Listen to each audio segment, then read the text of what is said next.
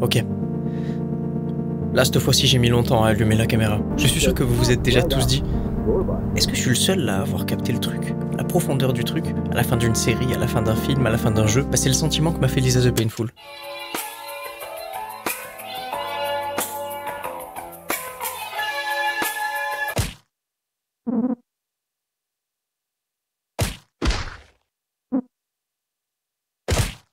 Plus j'avançais dans le jeu, plus j'avançais dans les théories, plus je rentrais en profondeur dans le jeu et plus je me disais non. Je suis en train de m'imaginer des trucs, je suis en train de partir trop loin dans le délire là. Et au final, je me suis dit, est-ce que c'est pas ça le but? Je vais foncer droit dans un mur peut-être. Et alors? Qu'est-ce que ça fait? Puisque dans tous les cas, ces sentiments et ces émotions que le jeu m'a fait ressentir, je les ai pas inventés. Je les ai ressentis dès la première fois où j'ai joué. Alors en fait, j'en suis venu à la conclusion qu'il n'y a rien de faux. Et il y a peut-être rien de vrai aussi. Bon ben, comme d'habitude, Mario va sauver la princesse Peach. Mais le Mario de Nintendo, la princesse Peach, elle est bloquée dans un château, Bowser, il est gentil, mais en fait, c'est le méchant, mais c'est un méchant gentil, tu sais, il va rien faire de méchant, de foncièrement méchant à la princesse Peach. Puis le jeu indépendant, il décide de supprimer tout ça, de gommer tout ça et de pas faire de lissage. Imaginez que vous jouez Mario et qu'au fur et à mesure de votre aventure, entre les mondes, pour aller sauver la princesse Peach, on vous détaille de plus en plus l'horreur que vit la princesse Peach pendant qu'elle vous attend. De la séquestration, au tabassage, et même au...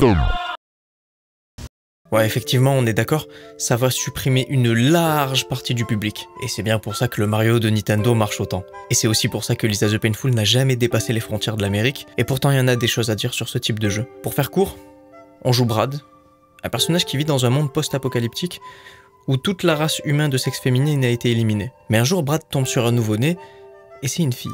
Malheureusement, cette fille va se faire enlever, des années après. Et le but est un peu similaire à Mario, c'est pour ça que je me suis permis de faire la comparaison tout à l'heure, parce que on va jouer Brad, et on va traverser différents mondes, différents biomes, on va parler à différentes personnes, on va rencontrer différents ennemis, différents alliés, et notre but final dans le jeu, ce sera d'aller sauver cette fille. Le but final de Mario, c'est de sauver la princesse Peach. Ok, sauf que dans Mario, quand on lisse tout ça pour toucher un grand public, au final, il n'y a pas tant de moralité que ça. Et vous allez voir que dans Lisa the Painful, traverser des mondes, tuer des gens, rencontrer d'autres personnes, faire des alliances, se faire trahir, tout ça pour aller sauver sa fille, ça a un impact moral et psychologique sur le joueur. Mais avant ça, il faut que je vous parle de la simplicité du jeu, qui cache en réalité derrière une grande profondeur de réflexion sur la création du jeu. Pour faire cette vidéo, je me suis documenté énormément sur les différents types de création, comment on crée un jeu, en passant de la mémoire à la perception, à l'émotion, à la motivation. Moi, vous commencez à connaître mon point de vue. Dans l'art, pour moi, il n'y a pas de règles. Et pourtant, il y a des écrits, des vidéos ou des formations qui vont vous expliquer comment créer un jeu vidéo, quelles sont les bases, qu'est-ce qu'il faut respecter, qu'est-ce qu'il ne faut pas faire, etc. Au même titre que le cinéma, il y a des écoles de cinéma, ou alors au même titre que le dessin, etc. Moi, j'aime pas trop ça. Moi j'aime pas trop ça parce que si demain on réunit 100 personnes dans une pièce de cinéma et qu'on leur fait regarder un petit court-métrage avec la caméra qui est tordue durant tout le long, on va rien expliquer aux 50 premières personnes, ils vont ressortir et ils vont dire « Ouais, le film était pas fou, la caméra elle était tordue quoi, c'était super bizarre ». Mais par contre les 50 autres personnes, on va leur expliquer que le réalisateur a pris le choix de tordre la caméra parce que c'est la POV d'une personne qui est malade psychologiquement.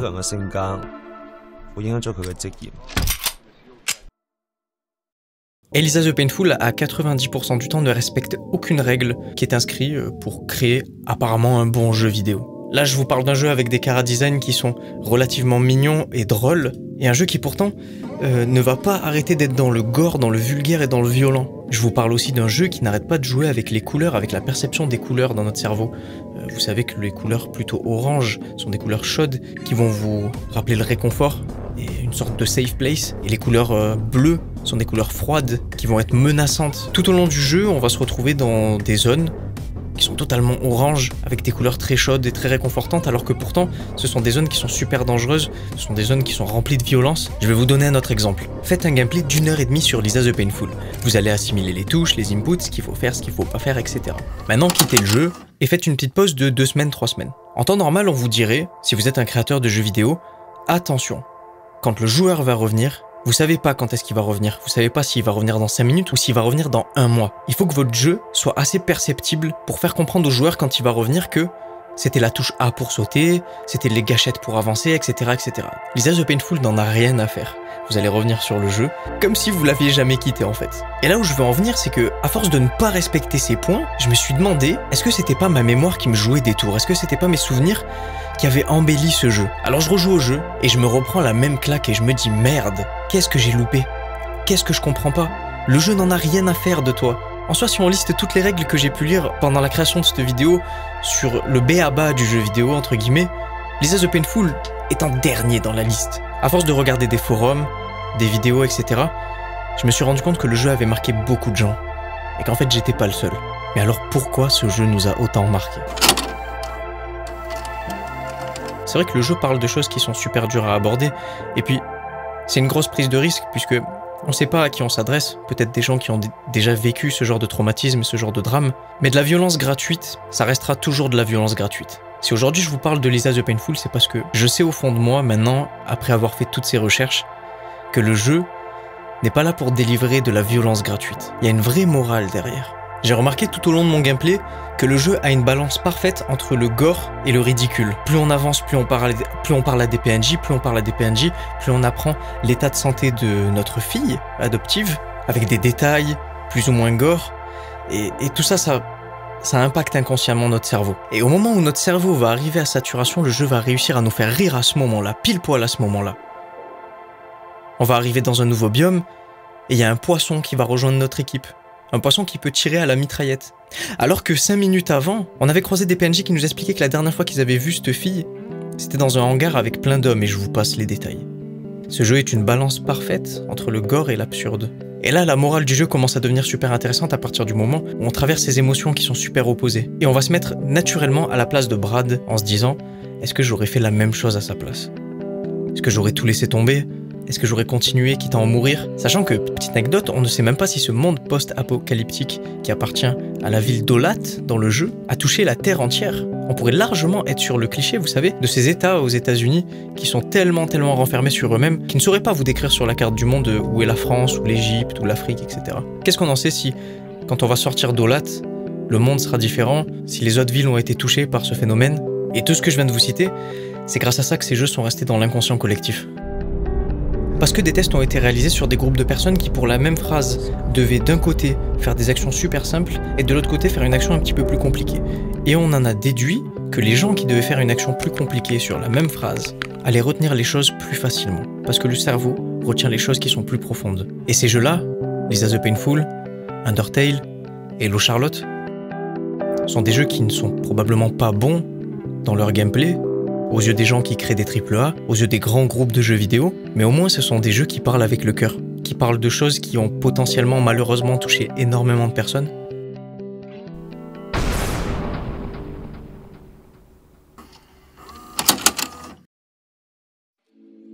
Voilà, vous le savez maintenant. Voilà l'effet qu'a fait Lisa the Painful sur votre cerveau, si vous avez kiffé le jeu, et si à la fin vous vous êtes pris une énorme claque, vous avez l'explication. Et moi je trouve ça magnifique, chacun y trouve son compte. Celui qui veut pas se prendre la tête, alors que pourtant il aurait pu vivre des drames et des choses qui vont le toucher foncièrement. Il va aller jouer à Fortnite, à Apex Legends, à League of Legends, mais y a un public pour tout. Et celui qui décide de laisser sa chance à Lisa the Painful va rentrer dans un monde pendant des heures et des heures de gameplay qui vont lui paraître interminables. Et pourtant à la fin, on en redemandera toujours. On veut un Lisa the Painful 2, on veut une suite, on veut une suite de BioShock, on veut une suite d'Undertale. Parce qu'on veut vivre, on veut continuer à ressentir ses émotions, on veut continuer à ressentir ses sentiments. Est-ce que dans un jeu vidéo, c'est triste de ressentir de la tristesse? En fait, on se pose même pas ces questions, on veut juste continuer à vivre et ressentir ces choses. J'ai adoré la façon dont le jeu nous propose de manière super sarcastique deux façons de finir le jeu différentes. Brad est un consommateur de drogue, il consomme de la joy, et les deux fins différentes, c'est une fin avec joy et une fin sans joy. Et en fait, le jeu est relativement mauvais avec Brad. Le jeu ne fera jamais passer Brad pour un bon personnage, parce que le jeu se rapproche pour moi le plus possible de la réalité en fait. Dans la vraie vie, il n'y a pas de super-héros, et les gens n'ont pas la réaction que les gens ont dans les séries, dans les films ou dans les animés.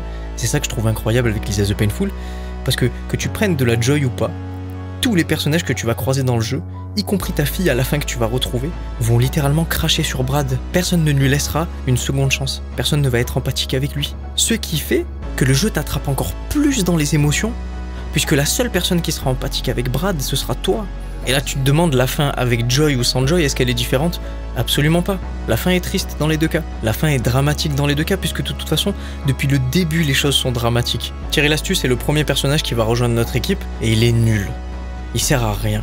Pour vous prouver à quel point le jeu est basé sur les émotions du joueur, et non pas sur la perception, comme je vous disais tout à l'heure, mettre un objet en surbrillance, augmenter de niveau. Tout au long du jeu, des ennemis vont vouloir s'attaquer à Thierry L'Astuce, et nous, on va le défendre. On pourrait le sacrifier pour sauver notre vie. Pourquoi on le garde dans notre équipe? Parce que comme je vous disais tout à l'heure, tout le monde est foncièrement mauvais avec Brad. Et du coup, on a énormément d'empathie pour Thierry L'Astuce, la seule personne qui, au début du jeu, va parler avec Brad. Et pour finir, je sais que depuis le début de mes vidéos storytelling, j'ai tendance à plus parler de les émotions que vont faire ressentir ces jeux vidéo, etc. Je suis un peu moins dans la théorie, mais il y a une théorie sur ce jeu qui m'a énormément plu et je voulais vous la présenter, vous la partager plutôt. Comment on en est arrivé là? Eh bien, on va rencontrer un personnage qui s'appelle Nerd, et je vous l'apprends pas, Lisa the Painful est un jeu qui, comme je vous l'ai dit tout à l'heure, balance entre le sarcastique et le vulgaire. Nerd, en fait, il va pas arrêter de vous parler. Quand vous pensez avoir fini le dialogue avec lui, vous allez le retrouver à un autre endroit, il va continuer son dialogue, et en fait, il va vous bloquer le chemin.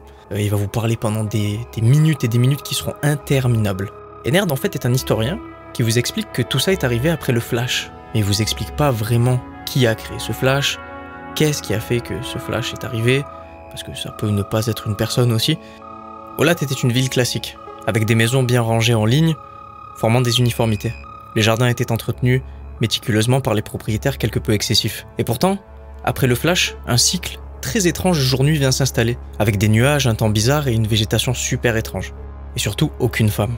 Si les jours deviennent plus longs, cela signifie que la rotation de la Terre est altérée. Cette rotation peut être ralentie ou même arrêtée. Mais je suis pas sûr qu'elle soit arrêtée.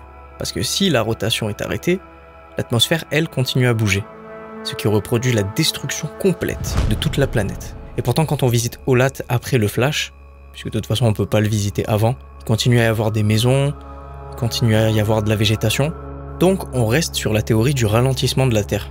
Ce faisant, il y aurait aussi de grands changements et de conséquences. Les océans et l'atmosphère seraient attirés au pôle, car la force centrifuge serait plus faible, et le soleil resterait dans le ciel bien plus longtemps chaque jour.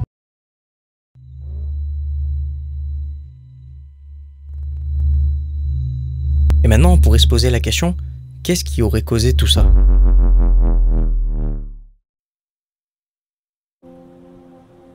Un objet dans l'espace, assez large et immense, se rapprochant de la Terre, de sorte à lui retirer assez d'énergie ainsi qu'elle ralentisse. Peut-être qu'en étant trop à proximité, cet objet aurait brûlé, et ce causant un énorme flash aveuglant aux yeux des humains sur la planète. Mais elle ne répond pas à l'aspect le plus mystérieux du jeu, la disparition de toutes les femmes à Olat. La description faite du grand flash par l'historien pourrait aussi faire penser à une explosion. Cela explique la nature devenue aride et déserte, peut-être à cause d'une bombe nucléaire larguée au loin. Les fortes radiations se sont étendues sur les plaines, contaminant ainsi le sol et tuant toute la vie végétale et la faune sauvage. Mais encore une fois, cela n'explique pas pourquoi seuls les hommes auraient survécu aux radiations.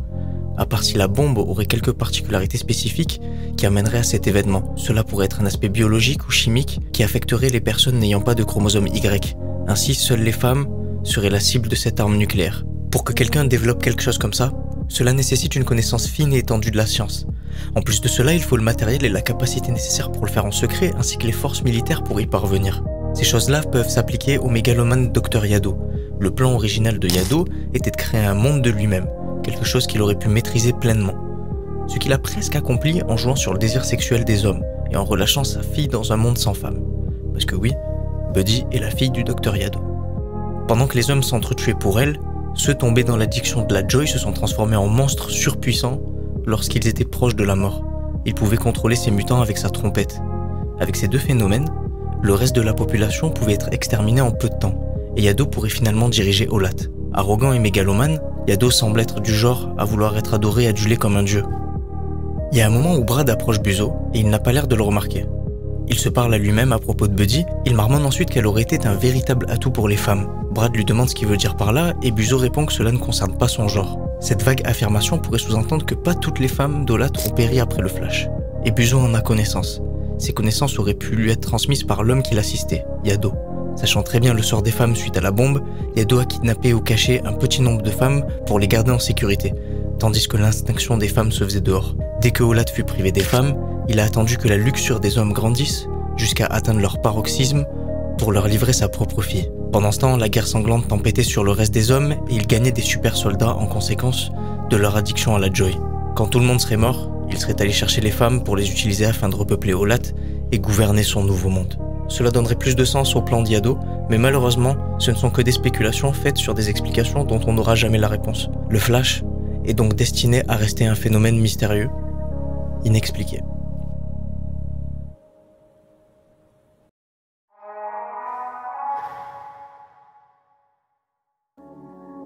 Pourquoi il n'y a pas tant de théories que ça sur ce jeu et pourquoi les théories sont un petit peu floues, malgré que celle-là, je trouve que c'est la théorie la plus intéressante qui ait été faite sur le jeu. Parce que comme je vous l'ai expliqué depuis le début de la vidéo, en fait, ce sont des jeux qui se rapprochent le plus possible de vos sentiments et de votre cœur.